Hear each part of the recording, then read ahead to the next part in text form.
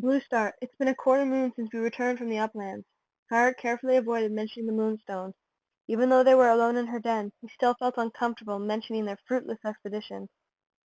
There's been no sign of WindClan in our territory, or Shadow Clan.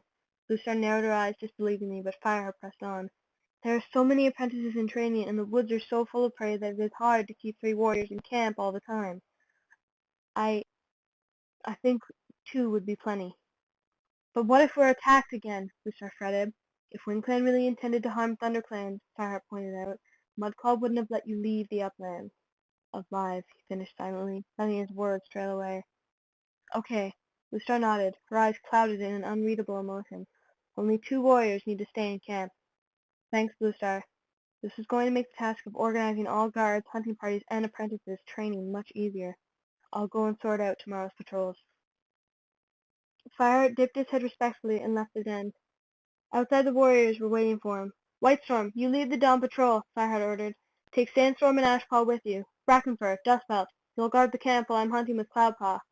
He looked around at the remaining warriors, realizing how much more confident he felt about arranging the patrols. He'd had a lot of practice since Bluestar stayed in her den so much nowadays. Pushing away the unsettling thought, Fireheart went on. I'll leave it up to the rest of you whether you train your apprentices or take them hunting. But I want the fresh kill pile as full as it is today. We're getting used to eating well. An amused purr ran through the group of warriors. Darkstripe, you lead tomorrow's Sun-High patrol. Running Wind, you take Sunset. You can choose who you take with you. Just be sure to let them know so they can be ready in time. Running Wind nodded, but Darkstripe's eyes glittered, and he asked, Who will be going to the gathering tonight? I don't know, Fireheart admitted. Darkstripe narrowed his eyes. Didn't Bluestar tell you, or hasn't she decided yet? She hasn't discussed it with me, Fireheart answered. She'll tell us when she's ready. Darkstripe turned his head and stared into the shadowy trees. She'd better tell us soon. The sun is starting to set. Then you should be eating, Fireheart told him. You'll need your strength for the gathering if you're going. Darkstripe's tone made him uneasy, but he refused to let it ruffle his fur. He sat down and waited for the warriors to move away. Only when they had all gone did he turn back to Bluestar's den. She hadn't mentioned the gathering, and he'd been too busy worried about tomorrow's patrol to remember it. Ah, Fireheart. Bluestar met him as she was pushing her way out through the lichen. She looked as if she'd just finished washing, and her pelt glowed in the dusky light. Fireheart felt a jolt of relief that she seemed to be taking care of herself once more.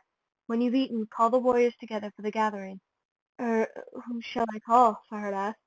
Bluestar looked surprised. She listed the names so easily, leaving out Cloudpaw and including Ashpaw as he'd requested several days earlier, that Fireheart wondered if perhaps she'd already told him and he'd forgotten. Yes, Bluestar, he answered. He dipped his head and padded across the clearing to the fresh kill pile. A fat pigeon had been left on the heap. He decided to leave it for Bluestar. Perhaps this might tempt her to eat more than 2 mouthfuls. He picked up a bowl, not feeling very hungry himself. He was too unsettled by Bluestar's shifting, patternless moods. As Fireheart carried the bowl back to his favorite eating place, a shiver ran along his spine. Instinctively, he looked over his shoulder, and he felt a prickle of apprehension as he saw Bramblekit watching him. He recalled Cinderpelt's words. He'll never know his father. It'll be the clan who raises him. Fireheart forced himself to nod at the kit, and turned away and padded to the clump of nettles to eat. When he'd finished his meal, Fireheart glanced around the clearing. The rest of the clan was sharing tongues as night stretched out the shadows and brought a welcome coolness to the camp. The days had been so hot lately that Fireheart had found himself wishing more and more that he could swim like the RiverClan cats. He looked over at the apprentices then, wondering if Cloudpaw would remember that he wasn't going to the gathering because he had eaten while out hunting. Cloudpaw was crouched on the tree stump outside his den entrance, play-fighting with Ashpaw, who was scrabbling at him from below. Fireheart was pleased that at least Cloudpaw was getting on with his den mates. He wondered if Graystripe would be at Four-Trees tonight. It seemed unlikely, as he had been in RiverClan for barely a moon, but he had given them Silverstream's kits. The RiverClan leader Crookedstar must have been grateful, after all. Silverstream had been his daughter, so the kits were his kin. Even though it would confirm his friend's acceptance into another clan, Fireheart found himself hoping that Graystripe would be granted the privilege of joining the gathering. Fireheart pushed himself to his paws and called the cats together for the ThunderClan patrol. As he ran through the list of names the Bluestar had given him, Mouthfur, Running Wind, Sandstorm, Brackenfur, Brightpaw, Ashpaw, and Swiftpaw. He realized with growing unease that Darkstripe, Longtail, and Dustbelt weren't among them. The 3 warriors had all been close allies of Tigerclaw, and Fireheart wondered if Bluestar had left them out deliberately. An uncomfortable shiver rippled through his fur as the 3 cats exchanged glances, then fixed their gazes on him. There was an unmistakable gleam of anger in Darksharp's eyes. Unnerved, Fireheart turned away and joined the other cats to wait for Bluestar. She was sharing tongues with Whitestorm outside her den, and only when the gathered warriors began kneading the ground with anticipation did she get up and cross the clearing. "Whitestorm will be in charge of the camp while we're away," she announced. "Bluestar," Mousefur addressed her leader cautiously, "what are you going to say about the way WindClan stopped you from traveling to Highstone?" Fireheart's shoulders tensed. Mousefur clearly wanted to know if the ThunderClan cats should prepare themselves for hostility. "I shall say nothing," Bluestar answered firmly. "WindClan knows that what they did was wrong. It's not worth risking their aggression by pointing it out in front of the other clans." The ThunderClan warriors greeted her response with reluctant nods, and Fireheart couldn't help wondering whether they saw weakness or wisdom in their leader's decision as they followed through the gorse tunnel and out into the moonlit forest. Dirt and pebbles showered down as the cats scrambled up the side of the ravine. The lack of rain had left the forest as dry as crushed bones, and the sun-scorched ground seemed to turn to dust beneath their paws. Once in the woods, Bluestar ran on ahead. Fireheart dropped to the rear of the group as the cats raced silently through the trees, ducking beneath brittle ferns and swerving past brambles. Sandstorm measured her pace until she matched Fireheart stride for stride, clearing a fallen branch in a single fluid leap. As they landed, she turned to Fireheart and murmured, "Bluestar seems to be feeling well again." "Yes," Fireheart agreed guardedly, concentrating on threading his body between some prickly bramble stalks. Sandstorm went on, keeping her voice low so it didn't carry to the other cats. "But she seems distant. She doesn't seem to be as—" She hesitated, and Fireheart didn't try to fill the silence that followed. His worst fears were being confirmed. The other ThunderClan cats were beginning to notice Bluestar was not herself. "She's changed," Sandstorm finished. Fireheart didn't look at the ginger she-cat. Instead, he veered away to avoid a thick clump of nettles while Sandstorm leapt over them, springing up and through the stinging leaves to land on the forest floor beyond. Fireheart ran faster to catch up. "Bluestar's still shaken," he said, panting. "Tigerclaw's treachery was a huge shock. I don't understand why she never suspected him." "Did you ever suspect Tigerclaw?" countered Fireheart. "No," Sandstorm admitted, "and no cat did. But the rest of the clan has recovered from the shock. Bluestar still seems—" Again she seemed lost for words. "She's leading us to the gathering," Fireheart pointed out. "Yes, that's true," answered Sandstorm, brightening. "She's still the same Bluestar," Fireheart assured her. "You'll see." The two warriors quickened their pace. They leapt over a stream that had been too swollen to cross during the Neely floods. Now it trickled along a stony bed so dry that it was almost impossible to imagine the water had ever flowed higher.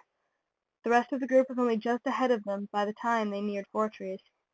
Fireheart led Sandstorm along their trail, the undergrowth still trembling where the cats had passed, as if the leaves shared the clan's anticipation of the gathering. Bluestar had stopped at the head of the slope and was staring down into the valley. Fireheart could see lithe feline shapes slipping through the shadows, greeting each other with muted purrs. From the scents on the still air, he could tell that ThunderClan was the last to arrive. Fireheart watched Bluestar gaze at the great rock in the center of the clearing and saw a shudder ripple along her spine. She seemed to take a deep breath before plunging down the slope. Fireheart raced after her with his clan. He slowed as he reached the clearing and scanned the other cats for a glimpse of Greystripe. Third Clan Deputy Leopardfur was talking with a Shadowclan warrior Fireheart did not recognize. Crooked Star, the River Clan leader, sat with Stonefur, looking silently around the clearing. Fireheart scented another River Clan cat close by, but when he turned, he saw it was an apprentice moving to greet Brightpaw. There was no sign or scent of Greystripe. Fireheart wasn't surprised, but his tail drooped with disappointment. A Grey Shadow Clan apprentice joined Brightpaw as well. With one ear, Fireheart listened idly to their conversation. "Has your clan seen any more of the rogues? Nightstar's worried that they're still roaming the forest." Fireheart froze when he heard the Shadow Clan cat's question. All of the clans had been worried about the group of rogue cats that had been scented in their territories. What the other clans didn't know was that the ThunderClan deputy, Tigerclaw, had befriended these rogues and used them to attack his own camp. Fireheart gave Brightpaw a cautionary glance, warning him to keep silent, but there was no need. The white and ginger she-cat replied coolly, "We've not scented them in our territory for nearly a moon." Fireheart felt a jolt of relief as the River Clan cat added, "Nor ours. They must have left the forest." Fireheart wished he could share the River Clan cat's confidence, but his instincts told him that if Tigerclaw were involved, the rogue cats would return one day. Mudclaw, the Wind Clan warrior who had turned Fireheart and Bluestar away from Highstone, sat a fox length away. Fireheart recognized the young Wind Clan warrior One Whisker standing at Mudclaw's side. He had made friends with the small brown tabby on the journey back from exile, but he didn't dare approach him now. Mudclaw was eyeing him coldly, and Fireheart knew this was no place to continue the argument they had begun on their way to Moonstone. But he couldn't resist flexing his claws, still angry at the memory, and was angered further when Mudclaw leaned sideways to whisper something into his companion's ear with a meaningful glance at Fireheart. To Fireheart's surprise, one whisker blinked sympathetically at him, then turned and walked away, leaving Mudclaw flicking his tail with annoyance. It looked as if there was at least one WindClan warrior who remembered the old debt of loyalty to ThunderClan. Fireheart couldn't stop his whiskers from twitching with satisfaction as he stalked past Mudclaw and headed toward Leopardfur and the ShadowClan warrior. His confidence evaporated when he approached the RiverClan deputy. Although they were equals now in the hierarchy of their clans, the she-cat had a fierce and commanding presence. Ever since ThunderClan and RiverClan cats had fought at the gorge, and the RiverClan warrior Whiteclaw had fallen to his death, Fireheart had felt her unforgiving hostility as sharp as thorns. But he needed to find out how Graystripe was doing. He nodded respectfully, and Leopardfur dipped her head in return. The ShadowClan warrior sitting beside Leopardfur started to rasp a greeting, but broke off, coughing and spluttering. Fireheart noticed for the first time how ragged the warrior's pelt looked, as if he hadn't groomed himself for a moon. Leopardfur gave her paws a lick and wiped her face as the ShadowClan warrior stumbled into the shadows. "Is he all right?" Fireheart asked. "Does he look all right?" retorted Leopardfur, her lip curling with distaste. "Cats shouldn't come to the gathering riddled with disease." "Shouldn't we do something?" "Like what?" meowed Leopardfur. "ShadowClan has a medicine cat." She lowered her paws, her wet whiskers gleaming in the moonlight. Her eyes glittered with curiosity. "I hear you are ThunderClan's new deputy." Fireheart nodded, realizing that Graystripe must have shared this news with his new clan. Leopardfur went on. "What happened to Tigerclaw? None of the other clans seem to know. Is he dead?" Fireheart flicked his tail uncomfortably. He could imagine Leopardfur wasting no time in telling the other clans that ThunderClan had replaced their distinguished deputy with a kitty pet. "What happened to Tigerclaw is of no concern to RiverClan," he meowed, trying to match her cool tone. He wondered if Bluestar would say anything about her former deputy when she announced the news about Fireheart later on. Leopardfur narrowed her eyes, but she didn't press the subject any further. "So," she meowed, "have you come to brag about your new title, or to find out about your old friend?" Fireheart lifted his chin, surprised that she was giving him a clear opportunity to ask about Graystripe. "How is he?" he meowed. "He'll do," Leopardfur shrugged. "He'll never be a true RiverClan warrior, but at least he's getting used to the water, which is more than I expected." Fireheart had to hold in his claws at her dismissive tone. "His kits are strong and clever," Leopardfur went on. "They must favor their mother." Was this cat trying to annoy him on purpose? Fireheart was struggling to hold back a sharp reply when Mouseful trotted up behind him. "Hello, Leopardfur," she greeted the RiverClan deputy. "Stonefur tells me there are new kits in your camp, besides Graystripe." "Yes, there are," Leopardfur meowed. "StarClan has blessed our nursery this Greenleaf." "He also said that Mistyfoot's kits are about to begin their training," meowed Mousefur. "You know, the ones Fireheart saved from the floods," she added, her eyes sparkling with mischief. Fireheart noticed Leopardfur stiffen, but his mind was on Mistyfoot and her brother Stonefur. He glanced around the clearing and saw Bluestar sitting alone beneath the great rock. Did she know her son was here? Had she heard that Mistyfoot's kits were ready for their apprenticeship?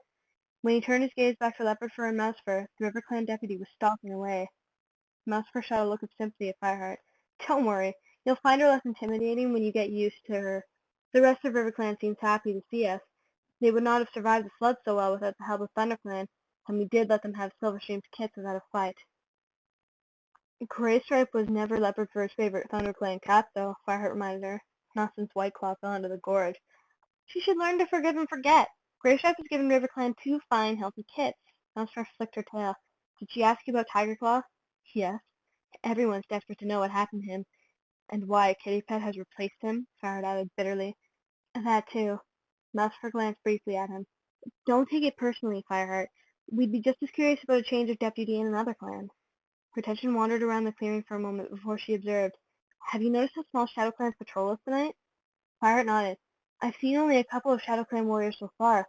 One of them just had a nasty coughing fit." "Really?" meowed Mousefur curiously. "It is furball season," Fireheart pointed out. "I suppose so." A voice sounded from the great rock. Fireheart looked up and saw the RiverClan leader, Crooked Star, standing on top of the massive boulder, his thick pelt gleaming in the moonlight. Bluestar sat on one side, and Tallstar, the WindClan leader, on the other, and on the far side, half hidden by the shadows of an oak tree, sat Nightstar. Fireheart was shocked by the ShadowClan leader's appearance. The Black Tom looked even scrawnier than a WindClan cat, who were kept lean by the rabbits they chased on the moor. But Nightstar didn't just look thin. He held his head low, and his shoulders were hunched. For a moment, Fireheart wondered if he was sick, but then he remembered that Nightstar had already been an elder when he'd taken on the leadership of ShadowClan. Perhaps it wasn't surprising if he looked frail. He may have been granted the 9 lives of a leader, but not even StarClan could turn back time. "Come on," Mousefur murmured. Fireheart followed the dusky brown she-cat to the front of the cats and sat down beside her, with Mistyfoot on his other flank. Crooked Star meowed from the great rock. "Blue Star wishes to speak first." He bowed his head to the ThunderClan leader as she stepped forward and raised her voice, sounding as strong as it always had. "You may have already heard from WindClan, but for those of you who have not, Broken Tail is dead." A satisfied murmur rippled through the crowd. Fireheart noticed Nightstar's ears and tail flicking restlessly. The ShadowClan leader seemed almost excited to know that his old enemy was dead. "How did he die?" Nightstar rasped. Bluestar didn't seem to hear him. "And ThunderClan has a new deputy," she went on. "So it's true what the RiverClan cat has been saying." The stun mew of a WindClan warrior rose from the watching cats. "Something happened to Tigerclaw." "Is he dead?" Mudclaw demanded to know. His words brought a barrage of concerned cries, and Fireheart couldn't help feeling a twinge of resentment when he realized how much Tigerclaw had been respected by the other clans. He watched Bluestar anxiously as the cats bombarded her with questions. "Did he die of sickness? Was it an accident?" Fireheart felt his clanmates stiffen around him. They all shared Brightpaw's unwillingness to reveal the truth about their former deputy's disloyalty. Bluestar's authoritative yowl silenced the questions. "Tigerclaw's fate is ThunderClan's business and does not concern anyone else." The cats fell into a disgruntled murmuring, their curiosity clearly not satisfied. Fireheart couldn't help wondering if Bluestar should warn the other clans that Tigerclaw was still alive, that there was a dangerous traitor roaming the forest, unfettered by the warrior code. But when Bluestar meowed again, she made no mention of Tigerclaw. Instead, she announced, "Our new deputy is Fireheart." Dozens of heads turned to look at Fireheart, and he felt hot under their questioning stares. The silence seemed to pound in his ears. He kneaded the ground and silently urged the leaders to carry on with the gathering, aware only of the sound of breathing and the rows upon rows of unblinking eyes.